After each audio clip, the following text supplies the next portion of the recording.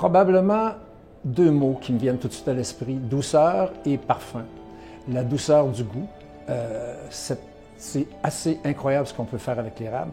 Et le parfum qui est incomparable en cuisine. Le parfum de l'érable, on en parle rarement.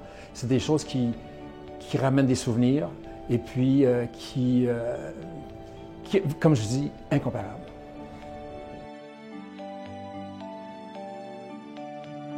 Encore là, probablement deux. Il y aurait évidemment le souvenir du passé de ma mère qui faisait ses propres beignes et qui les trempait. On les trempait dans du sirop numéro 1. C'était très important, clair, un peu chauffé, pas trop chaud. Et ça, c'est vraiment, ça me rappelle des souvenirs quand j'avais 10 ans, 15 ans, et que je fais encore, évidemment. Et puis la deuxième, c'est probablement l'utilisation dans le salé du sirop d'érable, qu'on ne fait pas encore assez. Et puis c'est une recette de céleri rave, une salade de céleri rave avec des pommes grenades et puis des pommes vertes. Et ça, c'est assez incroyable de faire la vinaigrette avec du sirop d'érable et un peu de vinaigre d'érable. Donc, c'est un produit qu'on trouve partout.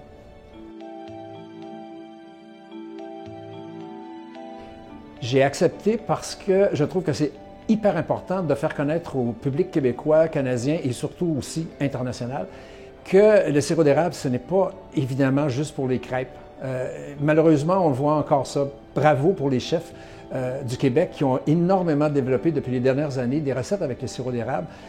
Chez nous, chez Dans Votre Traiteur, c'est la même chose. Depuis des années, puis sans vraiment s'en rendre compte, qu'on utilisait beaucoup le sirop d'érable pour faire des sauces, pour faire et sans utiliser le sucre.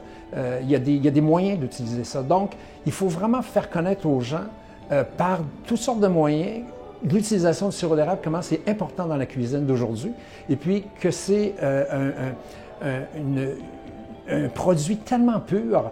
Et puis maintenant, on est dans cette génération-là où on veut avoir le moins de produits qui sont hyper traités, comme on dit. Tandis que le sirop d'érable, ce n'est pas traité. Donc, puis on a de plus en plus le sirop d'érable biologique. C'est une chose absolument intéressante. Donc, on va encourager. Puis je pense que la jeune génération va être beaucoup plus impliquée là-dedans, dans ces produits-là. Et c'est pour ça que moi, je voulais m'impliquer là-dedans, parce qu'il faut en parler, que ce n'est pas uniquement pour les crêpes ou pour les beignes.